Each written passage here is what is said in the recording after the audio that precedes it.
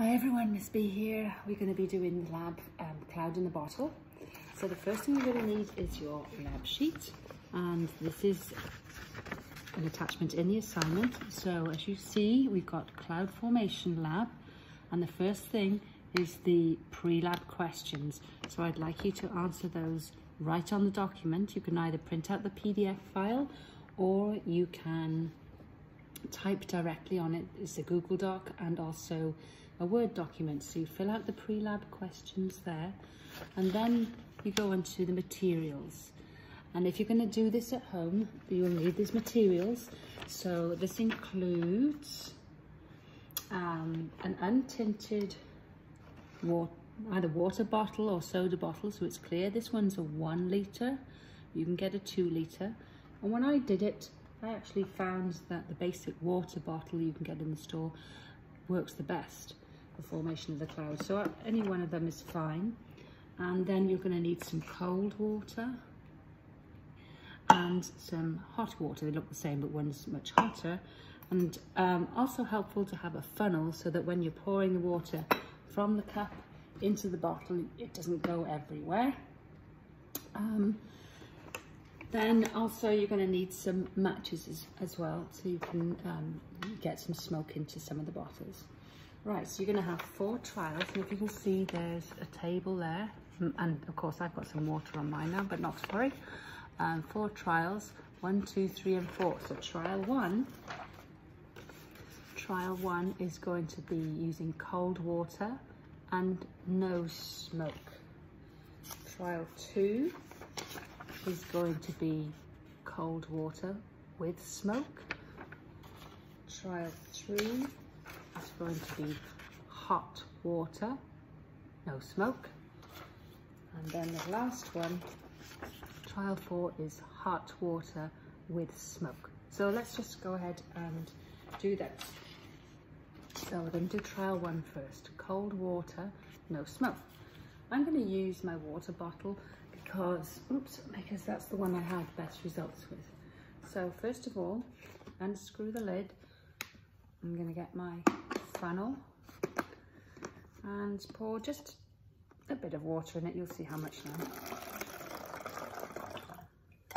And it doesn't have to be that accurate. It says 12-ounce cup in the write-up, but you don't necessarily need that. If it's a proportion-wise, you can see roughly. Doesn't have to be that accurate. So shake it up. Must to saturate the air inside the bottle with any water vapour, if any water vapour is there. And then you just squeeze.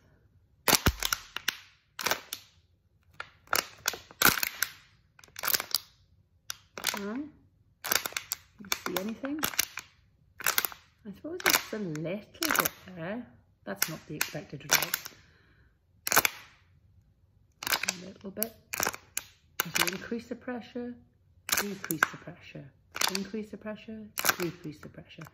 So, surprisingly, there was a little bit of formation there, but that's not normal. You're not supposed to get any cloud formation with cold water. So we're going on to trial 2 now. Trial 2 is cold water with smoke. Now, when I went to the store the other day to find out if I could buy some matches, the only ones they had were these crazy things. Oops, look at that. So, that's what I'll have to use. So I'm going to light this, and obviously be careful. I don't need to do anything with this bottle because it's already got the cold water in it, and I'm just going to be putting some smoke in it once I light this match, okay? And then do exactly the same thing again. So trial 2 then, take the lid off ready and strike the match. And then when I put it in, you'll see that it'll go out and there'll be some smoke inside of it. Okay, shake it up again. And I'm going to do exactly the same thing again. So I'm going to be squeezing it and releasing. squeeze, release, squeeze, release, squeeze, high pressure, release, low pressure, squeeze, high pressure, release, low pressure. So again, a little bit of cloud formation there. Okay, so you write that in your tables, whatever you observe. Right, let's do the third one. I'm going to take this cold water away.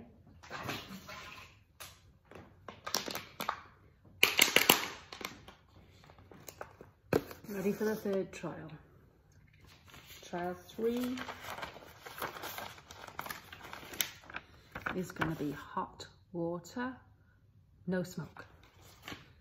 Right, so here's my hot water, and be careful when you do this. The first time I did it, the water was a little bit too hot and it was quite hard to hold the bottle, so just be careful with that. You don't need boiling water, just reasonably hot water, so it's not difficult to handle. Okay, so let's put that water in here.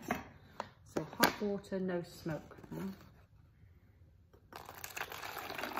Similar amount again.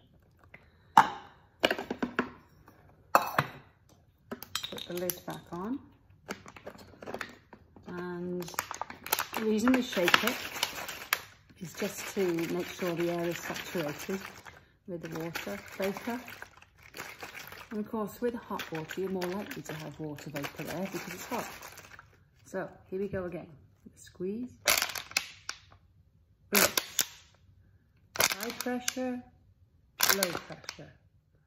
So once again, you see a similar amount where you see a little bit of cloud formation at lower pressure.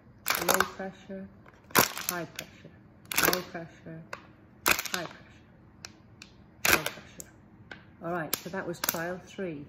Let's go on with trial 4 now. Again, I can keep the same water because I haven't done anything with it. So we've still got warm water, but this time we're going to put smoke into it. So we are now on to trial 4, which is hot water and smoke. Okay. Let's get another one of these.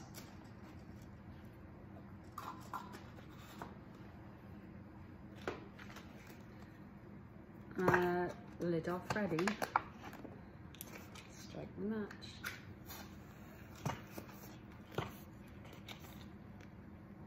Okay, and it goes.